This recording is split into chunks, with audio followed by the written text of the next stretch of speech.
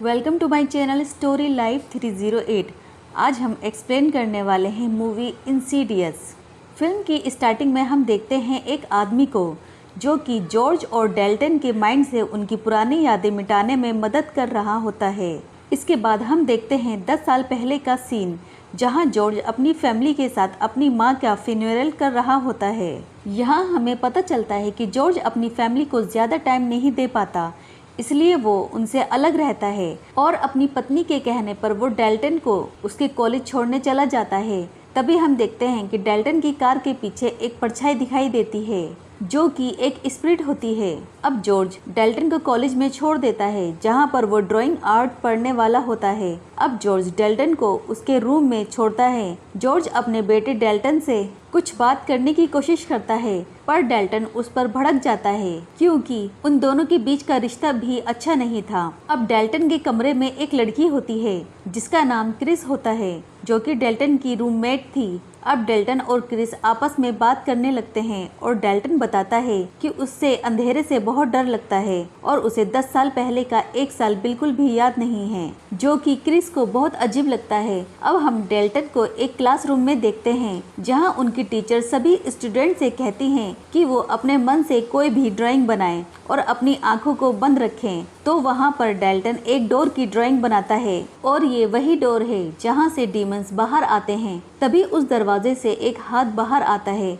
और डेल्टन के हाथ को पकड़ लेता है और उसके हाथ से खून निकल जाता है और वो खून पेंटिंग पर गिर जाता है जिससे वो डोर रेड कलर का हो जाता है। और दूसरी तरफ जॉर्ज को भी वो डोर उसके सपने में दिखाई देता है। यहाँ पर हमें पता चलता है कि जॉर्ज और डेल्टन को उनके साथ हुए पहले के हादसे याद नहीं है, मतलब इंसीडियस 1 और इंसीडियस 2 में जो भी हुआ उनको याद नहीं है क्योंकि वो एक साल उनकी यादों से मिटा दिया गया है, जो कि हमें फिल्म की स्टार्टिंग में दिखाया जाता है। जॉर्ज इस चीज से परेशान होकर डॉक्टर के पास जाता है और जैसे ही डॉक्टर MRI मशीन में उसको भेजता है वहाँ लाइट चली जाती है और वहाँ पर जॉर्ज को एक डीमंस दिखाई देता है। जॉर्ज ये देखकर हेल्प के लिए चिल्लाता है और बाहर से कोई भी रेस्पॉन्स नहीं मिलता। अब जॉर्ज स्कैनर से बाहर आकर डॉक्टर पर चिल्लाता है तो डॉक्टर जॉर्ज को बताता है कि तुम अंदर जाकर सो गए थे और स्कैन काफी अच्छे से हो गया है। अब जॉर्ज समझ नहीं पाता कि वो अंदर मशीन में कैसे सो गया था।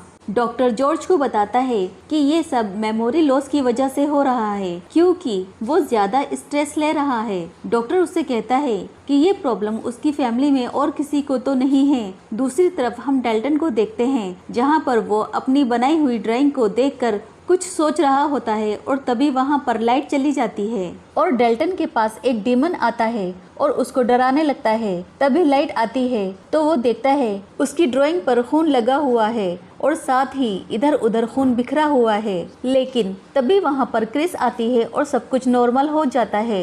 अब कुछ देर बाद डेल्टन फिर से उस ड्राइंग को पूरा करने लगता है उसके पीछे का राज जानने के लिए और वो अनजाने में अपनी आंखें बंद करके एस्ट्रल प्रोजेक्शन करने लगता है और वो हॉस्टल के अंदर घूमते हुए क्रिस के कमरे तक चला जाता है। मतलब डेल्टन की स्पिरिट यहाँ वहाँ घूम रही थी और बॉडी वहीं ड्राइंग के पास थी। अब उसकी स्पिरिट वहाँ पर रखा हुआ इंस्ट्रूमेंट प्ले करने लगती है जिसकी वजह से क्रिस की आंख खुल जाती है। तभी डेल्टन की स्पिरिट उसकी बॉडी में आ जाती है और वो जाग जाता है।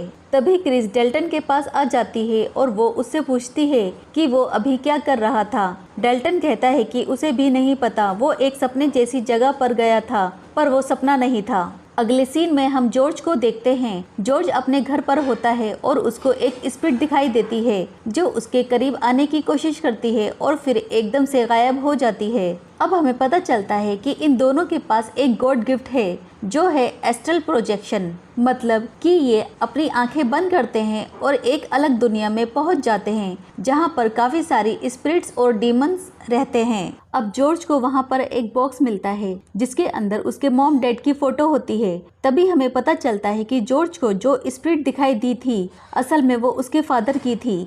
दूसरी तरफ हम डेल्टन को देखते हैं जो उस ड्राइंग के बारे में और ज्यादा जानना चाहता है और वो अपने छोटे भाई से भी उसके बारे में पूछता है और उसने उस ड्राइंग के सामने एक साया भी बनाया था। तभी वहाँ क्रिस आ जाती है जो कि डेल्टन को बताती है कि जो भी उसने फील किया है वो असल में एस्ट्रल प्रोजेक्शन है। वो उसको एक वीडियो भी दिखाती है जहाँ पर वो एक सेशन का वीडियो दिखाती है जहाँ वो बताती है कि द फर्दर में फंसी हुई स्पिरिट तकलीफ में होती हैं और वो अपने पापों की सजा काट रही होती हैं, पर इनके अलावा वहाँ डीमंस भी होते हैं जो हमेशा इंसानी दुनिया में आने की कोशिश करते रहते हैं। दूसरी तरफ हम जॉर्ज को देखते हैं जो कि एक आदमी के बारे में पता करने जा रहा होता है। उसका नाम बैन होता है। असल में वो उसके फादर ही होते हैं जो कि एस्ट्रल प्रोजेक्शन कर पाते थे। अब हमें यहाँ से पता चलता है कि जॉर्ज और डेल्टन को एस्ट्रल प्रोजेक्शन करने का गिफ्ट या फिर श्राप यहाँ से मिला था। अब जॉर्ज अपनी वाइफ के पास और डेल्टन अपने छोटे भाई के पास जाता है और उनसे पूछता है कि उन्हें कुछ भी याद नहीं है कि उनके साथ 10 साल पहले क्या हुआ था। तब हमें यहाँ पर पता चलता है कि पूरी फैमिली को पता है, लेकिन वो सिर्फ उन दोनों को ही नहीं बताना चाहते, क्योंकि अगर इन दोनों को बता दिया गया तो ये फिर से एस्ट्रल प्रोजेक्शन करने लगेंगे और इनकी फैमिली में फिर से तबाही आ जाएगी। लेकिन ये दोनों अनजाने में ही एस्ट्रल प्रोजेक्शन कर रहे थे। उधर डेल्टन अपनी ड्राइंग को पूरा करता है और देखता है कि वो साया किसी और का नहीं बल्कि उसके डैड जॉर्ज का था। और ये यादें जब की थी जब जॉर्ज ने पोजेस होकर डेल्टन को जान से मारने की कोशिश की थी और जॉर्ज को पार्ट 2 के अंदर उस स्पिरिट ने पोजेस किया था जो कि उसे एमआरआई स्कैनर मशीन में दिखाई दी थी।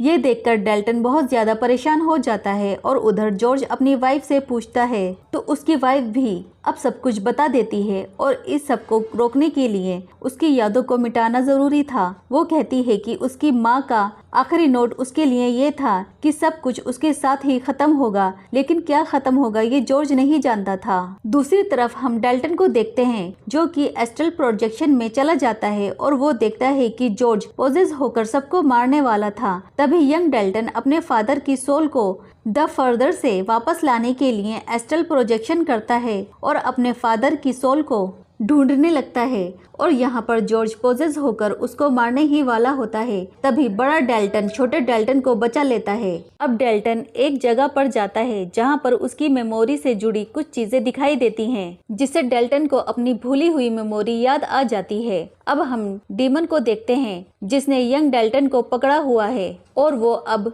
उसके सामने आकर खड़ा हो जाता है। अब हम जॉर्ज को देखते हैं जो कि एस्ट्रल प्रोजेक्शन करके डेल्टन को बचाने जाता है। अब जॉर्ज डेल्टन को ढूंढ लेता है। डेल्टन उससे कहता है कि उसने सबको मारने की कोशिश की, तो जॉर्ज यहाँ पर क्लियर करता है कि उसने किसी को भी मारने की कोशिश नहीं की और जो कुछ भी उसने किया या फिर करवाया गया वो सब डीमंस की वजह से हुआ। ये सब डीमंस ने उससे करवाया था और ये डीमन तुम्हें भी पोजेस कर सकते हैं, इसलिए हमें यहाँ से भागना होगा। अब जॉर्ज और डेल्टन दोनों रेड डोर के बाहर निकलने के लिए भागने लगते हैं और वो उस डोर के बाहर निकल जाते हैं, लेकिन जॉर्ज उस डोर को रोक कर रखता है ताकि डीमन इस डोर के बाहर ना आ सके। जॉर्ज डेल्टन को वहाँ से जाने के लिए बोलता है और वो कहता है कि ये सब उसके साथ ही खत्म होगा। और ठीक ऐसे ही जॉर्ज के फादर ने भी कहा था, मतलब उन्होंने भी कभी ना कभी इसको रोकने की कोशिश की होगी और उनको भी इसी डीमन ने मारा होगा। अब वो डीमन दरवाजा तोड़ने ही वाला होता है।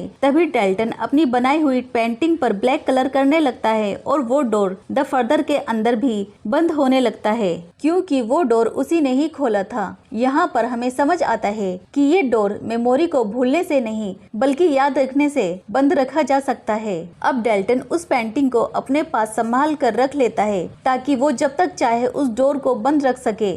अब जॉर्ज भी अपनी दुनिया में वापस आ चुका था और यहाँ पर डेल्टन पहली बार अपने फादर की पेंटिंग बनाता है जिसमें वो उनको द फर्दर से बचाकर वापस ला रहा होता है और इसे देखकर जॉर्ज बहुत ज्यादा खुश होता है और यहीं पर इस मूवी का एंड हो जाता है। फ्रेंड्स, इसी तरह की मूवी के एक्सप्लेनेशन के लिए हमारे चैनल को सब्सक्राइब करें और वीडियो को लाइक करें। मिलते हैं किसी और नई मूवी के एक्सप्लेनेशन के साथ, तब तक के लिए बाय।